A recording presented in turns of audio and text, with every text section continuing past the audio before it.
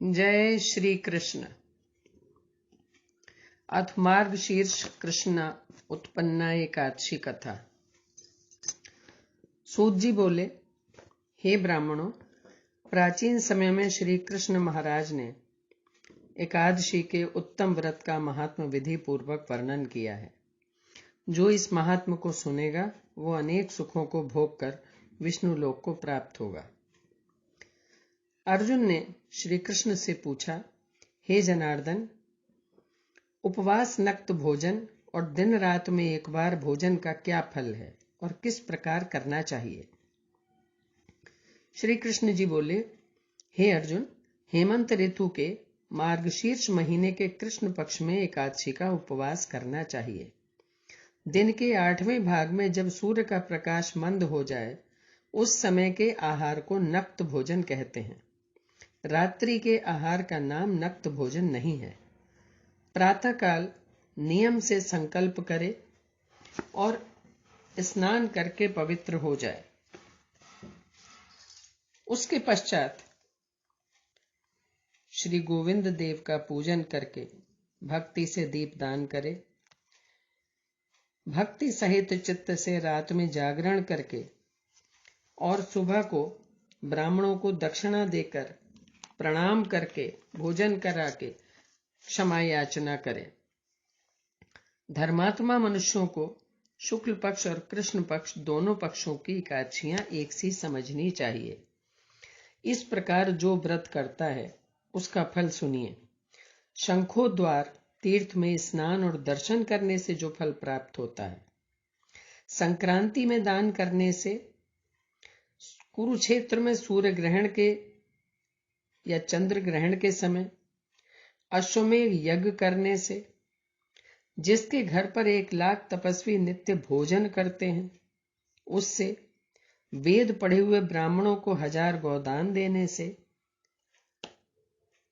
जो फल प्राप्त होता है वो एकादशी का व्रत करने से प्राप्त होता है। एकादशी के व्रत के पुण्य की कोई सीमा नहीं है।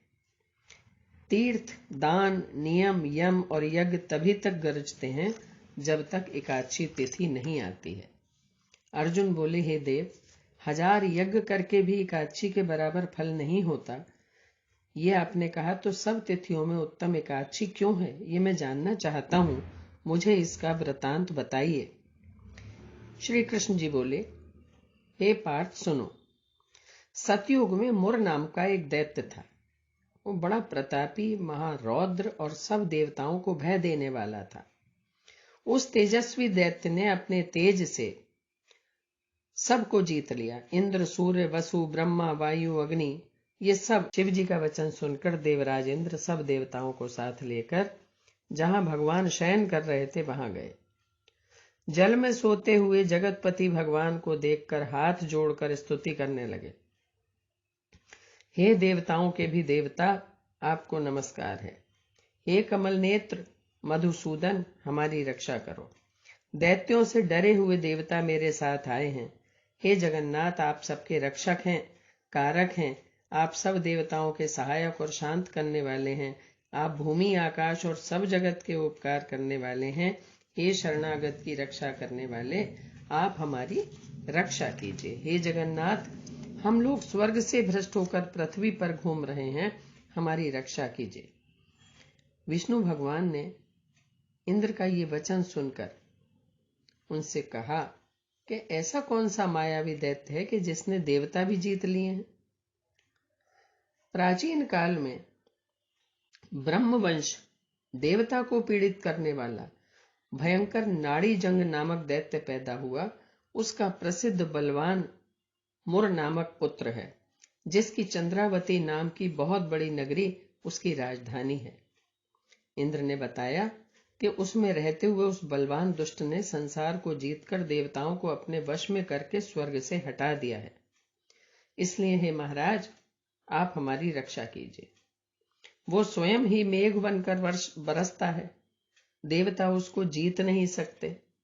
भगवान को बड़ा क्रोध आया और कुपित होकर बोले, हे देवराज, तुम्हारे उस बलवान शत्रु को मैं अवश्य मारूंगा।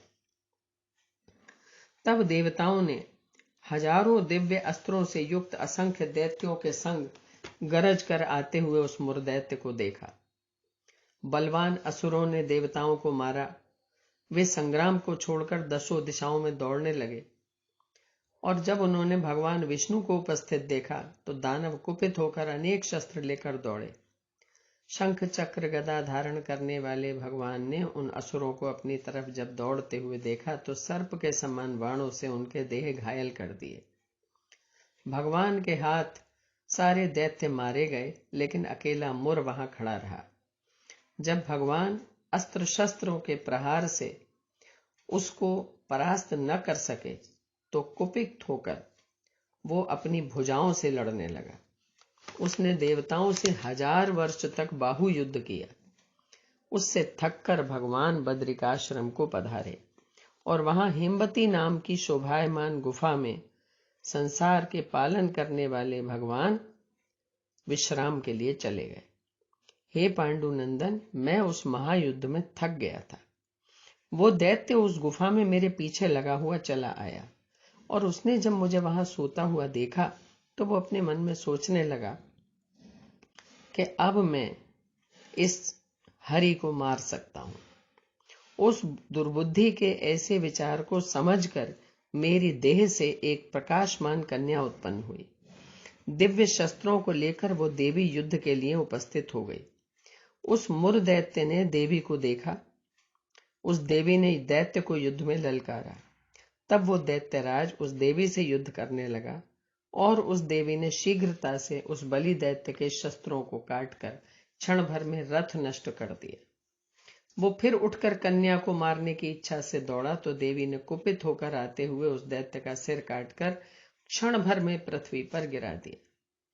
खंडित सिर वाला वो दैत्य यमलोक को प्राप्त हो गया, और बाकी शेष भयभीत होकर पाताल लोक को चले गए।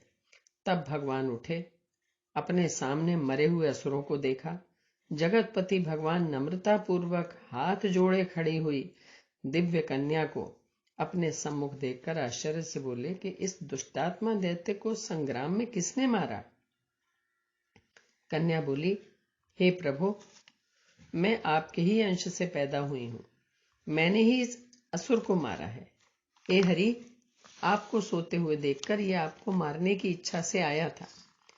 इस त्रिलोकी के कंटक का ऐसा विचार समझकर इस दुष्ट दैत्य को मैंने मार दिया और देवताओं को निर्भय कर दिया। मैं आपकी प्रबल शक्ति हूं। त्रिलोकी की रक्षा करने के लिए भय देने वाले इस दैत्य को मैंने मारा है। श्री भगवान बोले, हे अनघे, इस दैत्य के मारने से मैं तुमसे अत्यंत प्रसन्न हूं। देवता हृष्टपुष्ट हो गए हैं, और देवताओं पर जो तुमने उपकार किया है इससे तीनों लोक में आनंद हो गया है। मैं तुमसे बहुत प्रसन्न हूं। मैं ऐसा वरदान दूंगा जो देवताओं को भी दुर्लभ है। कन्या बोली, हे देव, यदि आप मुझसे प्रसन्न हैं और आप मुझको वरदान देना चाहते हैं तो ये वरदान दें जिससे मेरा व्रत करने वाले मनुष्यों को महान पाप से मुक्ति मिल जाए। हे भगवान, मुझे ये वरदान मिले कि जो कोई उपवास कर सायंकाल भोजन करे उसको मोक्ष मिले। भगवान बोले, तथास्तु। ऐसे लोग त्रिलोकी में विख्यात होकर वैकुंठ में वास करेंगे। मेरी परम शक्ति तू 11वीं तिथि को उत्पन्न हुई है, इसलिए तेरा नाम उत्पन्ना एकादशी होगा। इस प्रकार उसको वर देकर भगवान अंतर्ध्यान हो गए और एकादशी अत्यंत प्रसन्न हुई। हे कुंती पुत्र, इस तरह से एकादशी की उत्पत्ति हुई है, जो सब पापों को नष्ट करने वाली पवित्र तिथि है। हे अर्जुन, शुक्ल पक्ष का और कृष्ण पक्ष का भेद नहीं करना चाहिए। ये उसी प्रकार हैं जैसे सफेद गौ और काली गौ। द्वादशी युक्त एकादशी सबसे श्रेष्ठ मानी गई है। इस एकादशी के व्रत को अश्वमेघ यज्ञ का फल मिलता है, इसमें कोई संदेह नहीं है। जो कोई व्रत करने वाला प्रार्थना करे, मैं एकादशी को निराहार रहकर दूसरे दिन भोजन करूंगा, आप मेरी रक्षा करो, ये कहकर पुष्पांजलि भगवान को अर्पण करे। उपवास के फल का इच्छुक 3 बार अष्टाक्षर मंत्र को पढ़कर पात्र में रखे हुए जल को पी जावे। द्वादशी के दिन कांसे के पात्र में भोजन वर्जित है। हे राजेंद्र, एकादशी के मध्याह्न से द्वादशी के अरुणोदय तक स्नान, पूजन, दान, होम आदि कर्म करना चाहिए। यदि कोई भी संकट आ जाए तो जल से पारण करके फिर भोजन कर ले तो पुनः भोजन का दोष नहीं होता। एकादशी महात्मा का जो एक पद भी सुनता है, ब्रह्म हत्या से लेकर उसके सब पाप दूर हो जाते हैं, इसमें संदेह नहीं है। वैष्णव धर्म के समान अन्य कोई धर्म नहीं है और एकादशी व्रत के समान दूसरा कोई व्रत नहीं है। बोलो जय श्री कृष्ण भगवान की जय।